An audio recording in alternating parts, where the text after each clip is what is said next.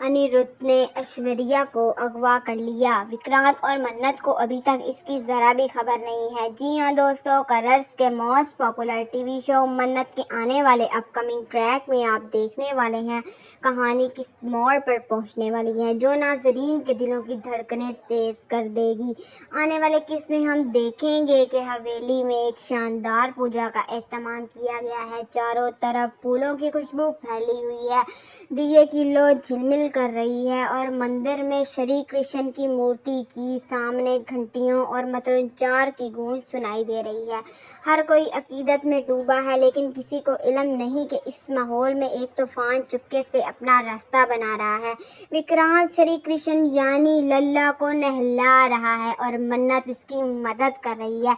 इनकी आंखों में सिर्फ भक्ति है, जबकि अनिरुद्ध के दिल में खून जमा देने वाले मंसूबे पंप रहे हैं।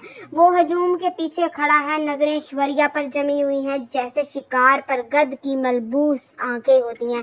ऐश्वर्या जो सुर्ख साड़ी में मलबूस आंखें बंद किए पूजा में मगन है, इससे बिल्कुल अंदाजा नहीं कि खतरा इसकी तरफ बढ़ रहा है।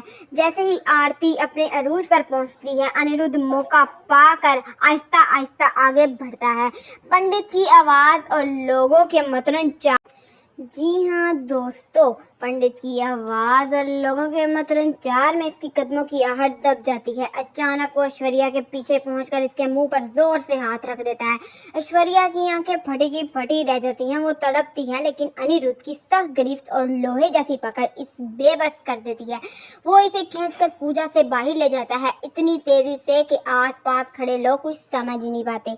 सामने विक्रांत और मन्नत आरती में महू हैं और बाकी लोग अकीदत में इतने डूबे हैं कि किसी को खबर तक नहीं होती कि ऐश्वर्या इनके बीच से गायब हो चुकी है।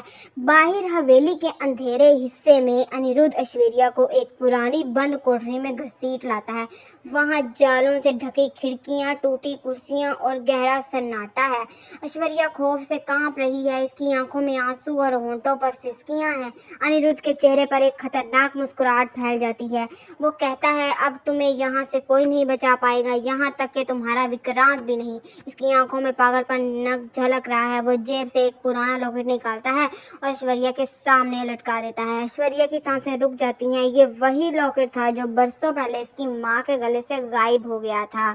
जी हाँ दोस्तों, उसके सामने उसकी माँ का जो गायब हुआ था लॉकेट, वो उसके सामने आ चुका था और जिसकी वजह से इसका पूरा घर बर्बाद हो गया था। इस इंकशाफ से साफ हो जाता है कि अनिरुद्ध का मकसद सिर्फ ऐश्वर्या का अगवा नहीं, बल्कि इसके माजी के ऐसे राज फाश करना है जो इसकी ज़िंदगी हमेशा के लिए बदल देंगे। सवाल ये है कि क्या विक्रांत और मन्नत वक्त रहते ऐश्वर्या तक पहुंच पाएंगे या फिर अनिरुद्ध का अगला कदम इस राज को जाहिर कर देगा जो मन्नत के खानदान को तोड़ कर रख देगा। अब देखना ये है कि इस कहानी में फतेह किसकी होगी, भलाई की या बुराई की। जी हाँ दोस्तों, हमारे चैनल्स के नए प्रोमोज और अपडेट्स देखने के लिए सब्सक्राइब करना मत भूलिएगा।